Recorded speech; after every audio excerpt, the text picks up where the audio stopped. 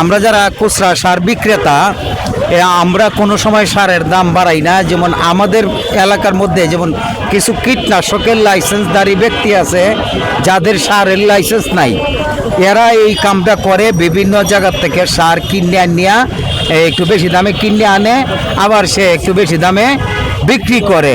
এই হলো মূল ঘটনাটা। আসলেই আমরা খুচরা বিক্রেতা এবং বিসিআইসি ডিলারদের মধ্যে কোনো রকম সিন্ডিকেট নাই। যেমন আমার 100 বস্তা সার আইলে 10টা বন্ধক করলে বা 9টা বন্ধক করলে আমি 10 বস্তা বা 11 বস্তা সার পাই।